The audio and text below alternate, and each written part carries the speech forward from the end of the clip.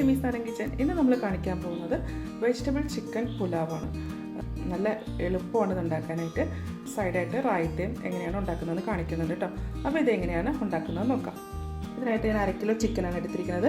ഇത് എല്ലുള്ള ചിക്കനാണ്. അപ്പോൾ ഏകദേശം ഒരു 18 പീസോളൊക്കെയാണ് കേട്ടോ. ചെറിയ ചെറിയ കഷ്ണങ്ങളായിട്ടാണ് മുറിച്ചേക്കുന്നത്. ഇനി ഇതൊന്ന് മാരിനേറ്റ് ചെയ്യണം. അതിലായിട്ട് 1/2 ടീസ്പൂൺ മഞ്ഞൾപ്പൊടി, 1/2 ടേബിൾ സ്പൂൺ കാശ്മീരി മുളക് പൊടി, 1 ടീസ്പൂൺ കുരുമുളക് പൊടി, 1 teaspoon garam masala powder, 1 table spoon അരിപ്പൊടി, ഇത് പുട്ടിൻ്റെ പൊടിയാണ്, ഉപ്പ് ആവശ്യത്തിന്. ഇതെല്ലാം ചേർത്തതിന് ശേഷം ഇതൊന്ന് നന്നായിട്ടൊന്ന് യോജിപ്പിക്കാം. അപ്പോൾ വെള്ളം വേണമെന്നുണ്ടെങ്കിൽ വെള്ളം ചേർക്കാം, അല്ലെങ്കിൽ ചിക്കൻ കഴുകിയതാണല്ലോ, അപ്പോൾ അതിൻ്റെ പുറത്തൊരു വെള്ളത്തിൻ്റെയൊക്കെ ഒരു അംശം ഉണ്ടാവും. അത് വെച്ചിട്ട് അതൊന്ന് നന്നായിട്ടൊന്ന് പുരട്ടിയെടുത്താൽ മതി. ഇതുപോലെ നന്നായിട്ട് ആ മസാലയൊക്കെ പുരട്ടിയെടുത്തിട്ടുണ്ട്. ഇനി ഇതൊന്ന് മാറ്റി വെക്കാം. ഇനി വേണ്ടത് കുറച്ച് ഉരുളക്കിഴങ്ങും കുറച്ച് ക്യാരറ്റുമാണ്. അത് ഇതുപോലെ ചെറിയ കഷ്ണങ്ങളായിട്ട് മുറിച്ചതാട്ടോ. ഇതിൻ്റെ മുകളിലേക്ക് കുറച്ച് ഉപ്പ് ഇട്ട് കൊടുക്കാം. എന്നിട്ട് ഉപ്പ് ചേർത്തതിന് ശേഷം ഇതൊന്ന് ചെറുതായിട്ടൊന്ന് മിക്സ് ചെയ്തെടുക്കാം. അപ്പോൾ ഇതിൻ്റെ പുറത്തൊക്കെ ഒന്ന് ഉപ്പ് പറ്റാൻ വേണ്ടിയിട്ടാണ്. ഇനി ഇത് മാറ്റി വെക്കാം. ഈ പുലാവ് ഉണ്ടാക്കാൻ വേണ്ടിയിട്ട് ഞാൻ 1.25 കപ്പ് ബിരിയാണി റൈസാണ് എടുത്തിരിക്കുന്നത് കേട്ടോ. നന്നായിട്ട് കഴുകിയതിന് ശേഷം കുറച്ച് സമയം വെള്ളത്തിൽ കുതിർത്ത് വെച്ചതാണ്. ഇനി നമുക്ക് പുലാവ് ഉണ്ടാക്കി തുടങ്ങാം കേട്ടോ. അപ്പോൾ അതിനായിട്ട് ഞാനൊരു പാത്രം വെച്ചിട്ടുണ്ട്. അതിലേക്ക് കുറച്ച് ഓയിൽ ഒഴിച്ചു കൊടുക്കാം. ഞാനിതിലേക്ക് ഒരു 2 ടേബിൾ സ്പൂൺ ഓയിലാണ് ഒഴിക്കുന്നത്.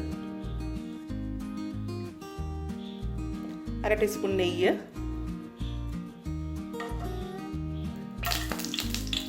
നെയ്യും എണ്ണയും ചൂടായതിനു ശേഷം ഉരുളക്കിഴങ്ങും ക്യാരറ്റും കൂടെ ഇട്ട് കൊടുക്കാം.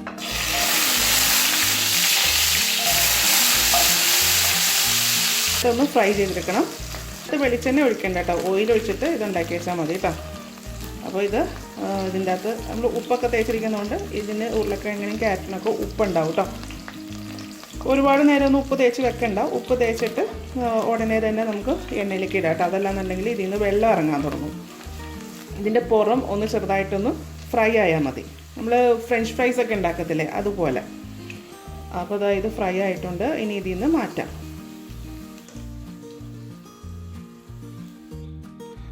ഇതുപോലെ ആട്ടോ ഫ്രൈ ചെയ്തേക്കണത്.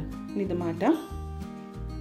ഈ സെയിം എണ്ണയിലേക്ക് നമ്മൾ കോട്ട് ചെയ്ത് വെച്ചിരിക്കുന്ന ചിക്കൻ ഇട്ട് കൊടുക്കാം. ഞാൻ അരിപ്പൊടി ഇട്ടിരുന്നല്ലോ. അതെന്തിനാന്ന് വെച്ച് കഴിഞ്ഞാൽ ഇതൊന്ന് കുറച്ച് ക്രിസ്പി ആയിട്ട് കിട്ടാൻ വേണ്ടിയിട്ടാണ്. പിന്നെ സാധാരണ നമ്മൾ ചിക്കൻ വറക്കുമ്പോൾ ആ പാത്രത്തിലൊക്കെ പിടിക്കുമല്ലോ. അപ്പോൾ അരിപ്പൊടി ഒന്ന് കോട്ട് ചെയ്യുകയാണെന്നുണ്ടെങ്കിൽ പാത്രത്തിലൊന്നും പിടിക്കത്തില്ല. അപ്പോൾ ഇതെല്ലാം ഒന്ന് നല്ല മൂക്ക തന്നെ ഒന്ന് ഫ്രൈ ചെയ്തെടുക്കാം.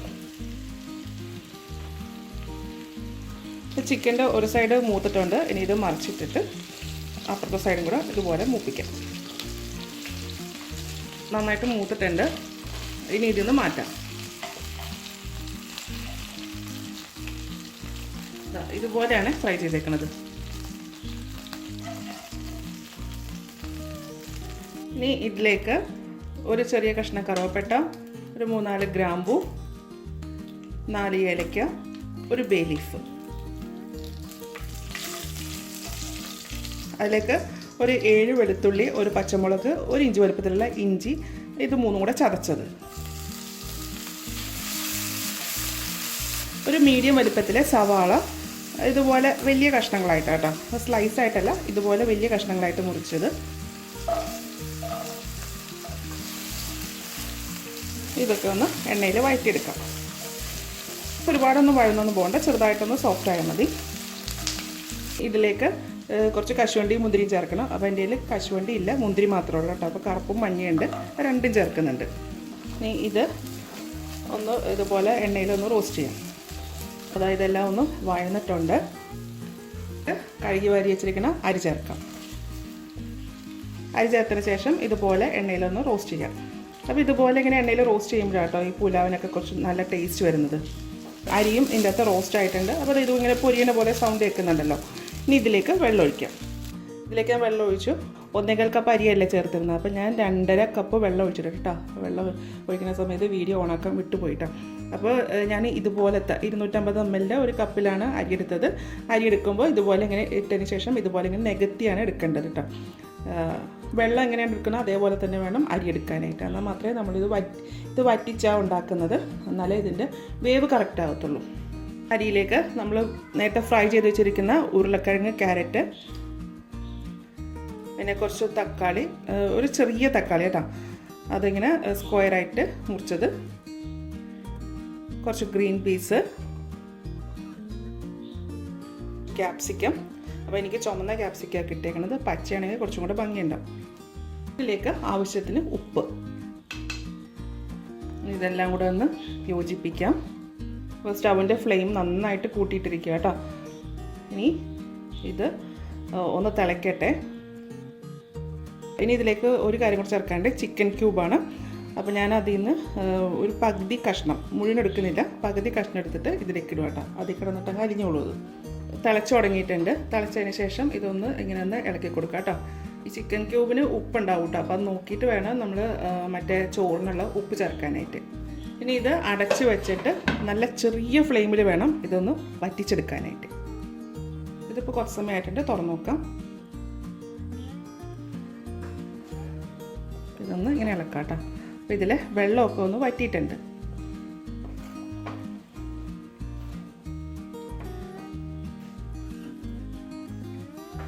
ഇതിലേക്ക് നമുക്ക് വറുത്ത് വെച്ചിരിക്കുന്ന ചിക്കൻ ചേർക്കാം. അപ്പോൾ ഇതിൽ അരി വെന്തതിന് ശേഷമാണ് ചിക്കൻ ചേർക്കുന്നത്. അപ്പോൾ നമുക്ക് ചിക്കൻ എടുത്ത് വെച്ച പാത്രത്തിൽ കുറച്ച് എണ്ണ ഉണ്ടായിരുന്നു, ഞാൻ അതും ഇതിൻ്റെ അകത്തേക്ക് തന്നെ ഒഴിക്കുന്നുണ്ട്.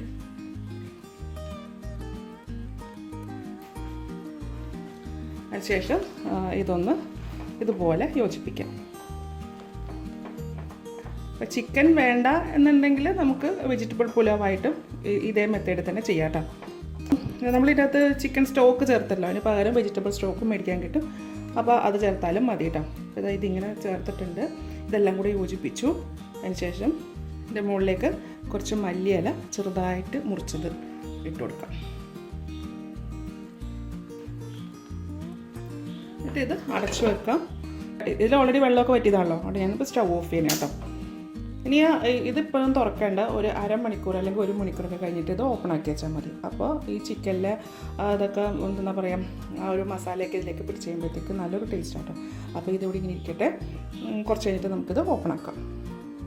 പുലാവിൻ്റെ കൂടെ കഴിക്കാൻ വേണ്ടിയിട്ട് ഞാൻ റായിത്തയാണ് ഉണ്ടാക്കുന്നത്.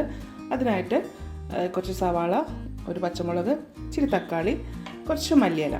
അപ്പോൾ നമ്മൾ സലാഡ് അല്ലെങ്കിൽ കച്ചമ്പറൊക്കെ ഉണ്ടാക്കാനായിട്ട് കുറച്ച് അധികം സവാള എടുക്കത്തില്ല, അപ്പോൾ ഇതിന് അത്രയും വേണ്ട, കുറച്ച് മതിയാവും. ഇതെല്ലാം നല്ല പൊടിയായിട്ടാണ് അരിഞ്ഞേക്കുന്നത്. ഇതെല്ലാം കൂടെ ഒരു പാത്രത്തിലേക്ക് മാറ്റാം.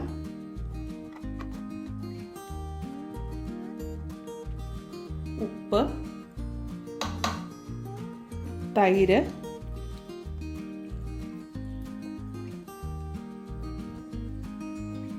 ഒരു നുള്ള് ജീരകം പൊടിച്ചത്, ഇതെല്ലാം കൂടെ ചേർത്തിട്ട് ഇതൊന്ന് നന്നായിട്ടൊന്ന് യോജിപ്പിച്ചെടുക്കാം. സലാഡ് ഉണ്ടാക്കുമ്പോൾ കുറച്ച് തൈര് ചേർത്താൽ മതിയല്ലോ, പക്ഷേ റായിത്തേക്ക് കുറച്ച് അധികം തൈര് ചേർക്കണം.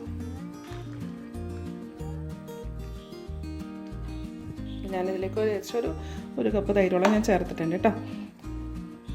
അപ്പോൾ ഇതാണ് റായിത്ത. പുലാവിൻ്റെ കൂടെ സലാഡിനേക്കാളും ടേസ്റ്റ് റായിത്തായിരിക്കും. അപ്പോൾ നമ്മുടെ വെജിറ്റബിൾ ചിക്കൻ പുലാവ് റെഡി ആയിട്ടുണ്ട് കേട്ടോ. അപ്പോൾ ഇപ്പോൾ ഒരു മണിക്കൂറോളം ആയിട്ടുണ്ട്. ഇത് ഓപ്പൺ ആക്കിയപ്പോൾ നല്ലൊരു ഫ്ലേവറാണ് ഇതിന് വരുന്നത് കേട്ടോ. ബിരിയാണീനേക്കാളും നല്ലതാണ് ഈ പുലാവ് കേട്ടോ. അപ്പോൾ ഇതിന് അധികം മസാലയൊന്നും ഇല്ലാത്തതുകൊണ്ട് നല്ലൊരു ടേസ്റ്റ് ആട്ടോ. അപ്പോൾ ഇതുപോലെ ഒന്ന് ഉണ്ടാക്കി നോക്കൂ കേട്ടോ. ഉണ്ടാക്കി നോക്കിയിട്ട് ഇതിൻ്റെ അഭിപ്രായം എൻ്റെ കമൻറ്റ് ബോക്സിൽ, എൻ്റെ ചാനൽ ആദ്യമായിട്ടാണ് കാണുന്നതെങ്കിൽ സബ്സ്ക്രൈബ് ചെയ്യുക, വീഡിയോ ഇഷ്ടമായിരുന്നുണ്ടെങ്കിൽ ലൈക്ക് ചെയ്യുക, ഷെയർ ചെയ്യുക. അപ്പോൾ അടുത്ത ദിവസം അടുത്ത റെസിപ്പിയുമായി കാണാം. Thank you.